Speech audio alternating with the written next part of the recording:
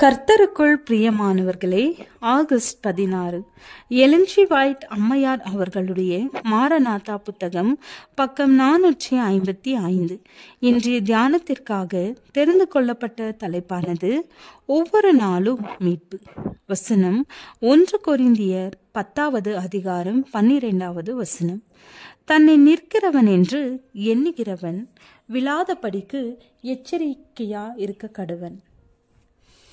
பேதுருவின் விழுகை உடனடியாக அந்த கணத்திலே நிகழ்ந்ததல்ல, படிப்படியாக நிகழ்ந்ததொன்றாகும். அவனது சுய நம்பிக்கை தான் ரட்சிக்கப்பட்டவன் என்ற நம்பிக்கைக்கு அவனை வழி நடத்தியது. கீழிறங்கி செல்லும் பாதையை நோக்கி ஒவ்வொரு அடியாக எடுத்து வைத்து இறுதியில் தனது எஜமானரை மறுதலிக்கும் வரை அவனை கொண்டு சென்றது. ஒருபோதும் சுயத்திலே பாதுகாப்போடு நம்பிக்கை வைக்க முடியாது.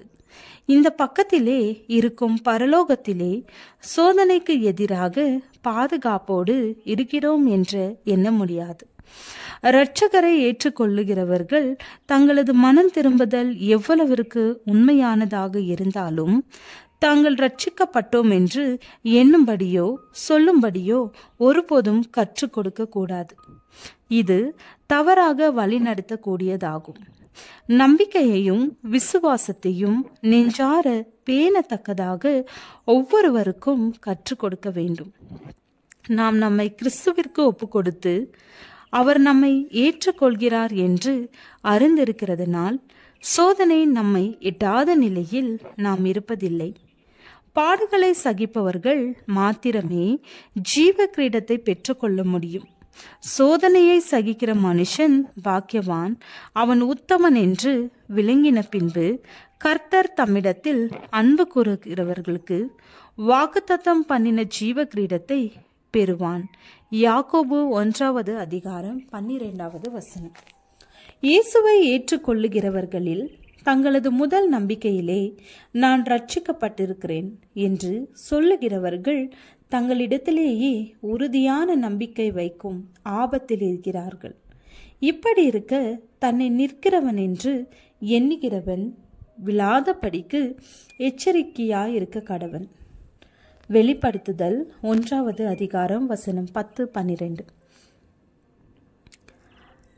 தொடர்ந்து சுயத்தின் மீது நம்பிக்கை வைக்காமல் கிறிஸ்துவை சார்ந்திருப்பதால் மாத்திரமே நமது ஒரே பாதுகாப்பு இருக்கிறது. கிறிஸ்துவை அநேகர் ஏற்றுக்கொண்டிருக்கிறார்கள். அவர்கள் முதிர்ச்சியுடைய கிறிஸ்தவர்களாக ஒருபோதும் மாறுகிறதில்லை. மனிதன் விழுந்து போனவன் என்றும் அவனுடைய செயல்திறன் எல்லாம் பலவீனப்பட்டு கிடைக்கிறது என்றும் ஒழுக்க நிலையில் வெற்றி காண்பதற்கு தகுதியற்றவன் என்றும் அவர்கள் ஏற்றுக்கொள்ளுகிறார்கள்.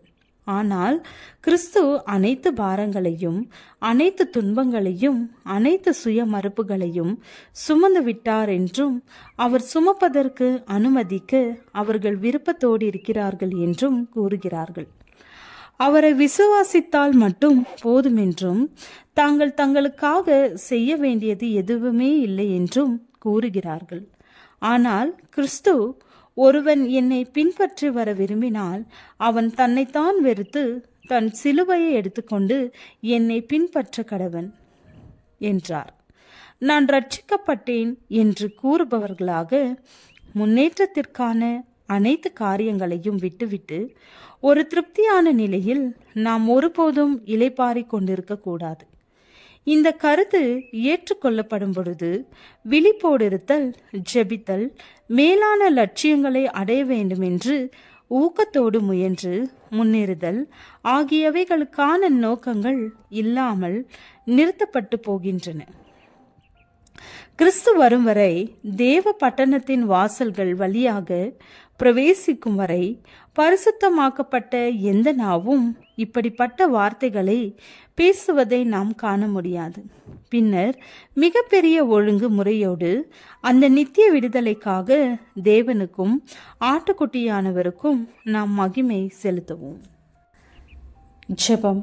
கர்த்தாவே, நாங்கள் சோதனைகளில் விழுந்து தோல்வியை அடையாதபடி ஜெயம் பெறுவதற்கு எங்களை கரம் பிடித்து நடத்தும். ஆமேன்.